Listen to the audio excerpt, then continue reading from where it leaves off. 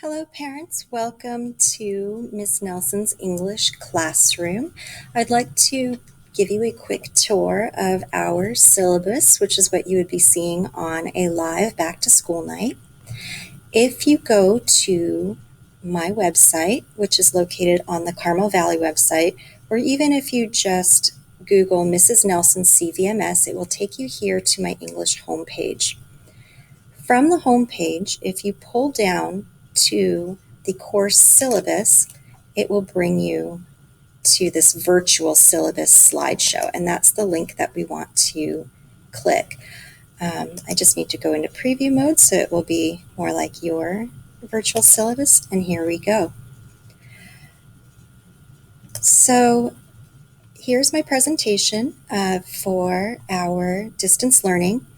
It includes my email, paulina.nelson@sduhsd.net. I welcome you to email me anytime.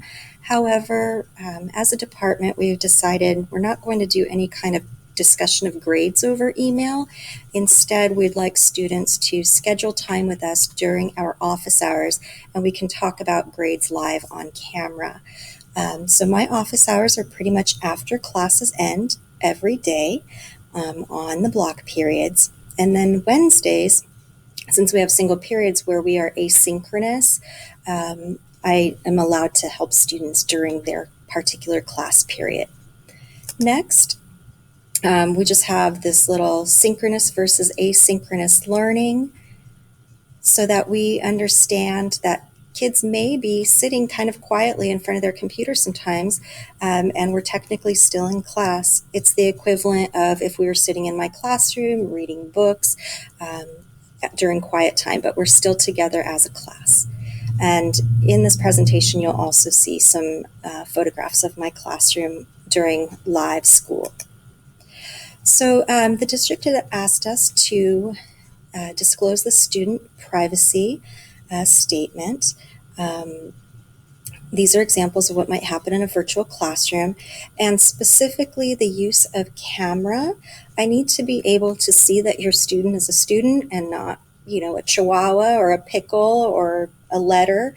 I need to see them on camera as if we were in a live class to know that they're participating and to be able to gauge their participation.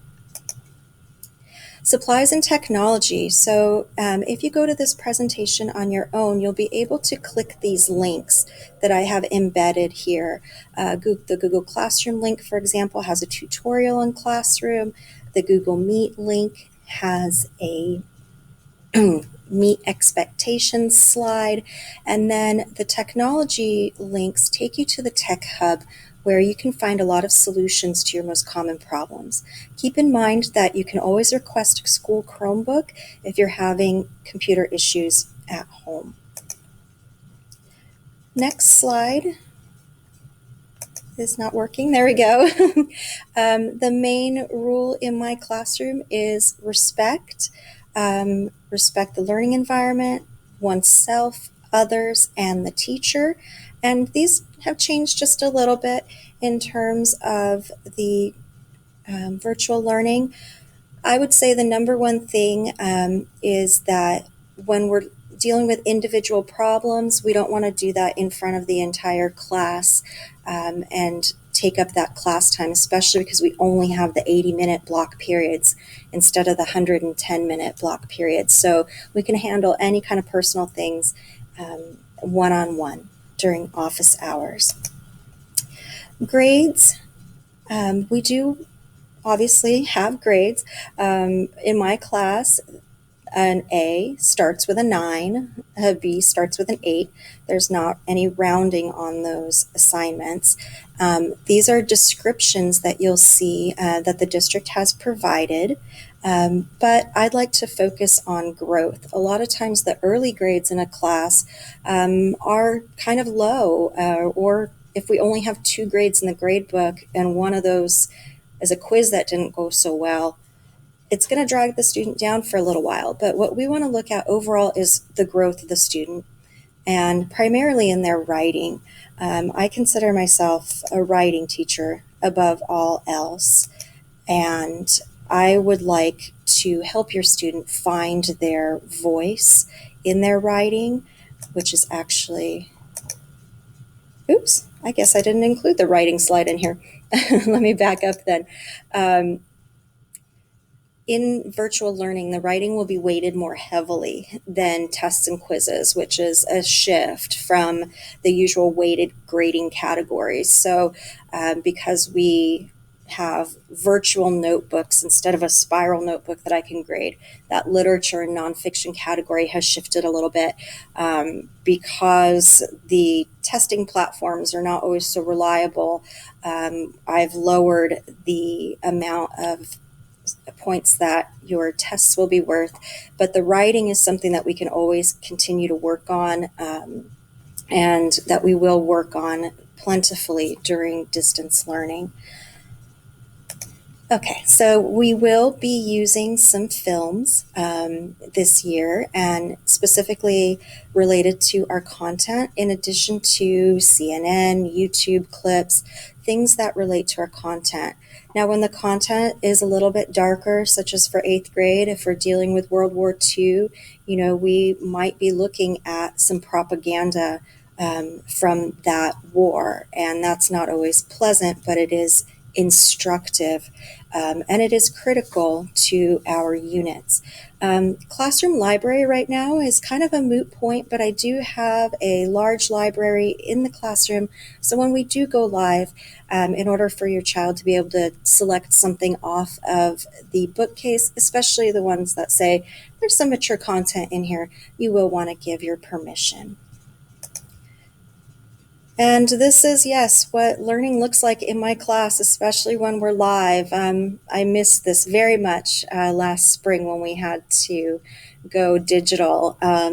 My approach to teaching is, if you're not enjoying what you're learning, then you're probably not going to learn. So I try to make the class as enjoyable as possible while still being extremely challenging. And I like to use humor. I don't like the quiet classroom, but I do have high expectations of my students. So that's the balance that we like to strike. And believe it or not, as you see these dancing fairies playing out a scene from Midsummer Night's Dream, you'll have students, even if they were made to wear tights, tell me that Shakespeare was their favorite unit of the entire year. So that's really what I strive for, is to give kids a challenging, worthwhile, memorable learning experience. And here is our Google signature form. Obviously, we can't sign that over YouTube, but if you go ahead and go to the website where this document lives, you will be able to sign that syllabus there. And I do welcome any questions that you may have about the class. I realize that it's difficult to get the sense of the individual and the vibe of the teacher and the vibe of their classroom through this type of platform. And we've all had to change as teachers too. However, I still believe that everything speaks. Everything from the way the room looks, from the way the lessons are presented, to the way the teacher approaches the class with a smile. So please know that I'm trying my utmost every day to provide your kids with a great learning experience, even in this crazy time of distance learning. Thank you so very much. I'm going to exit the presentation, and I hope that you do visit, and please sign the syllabus.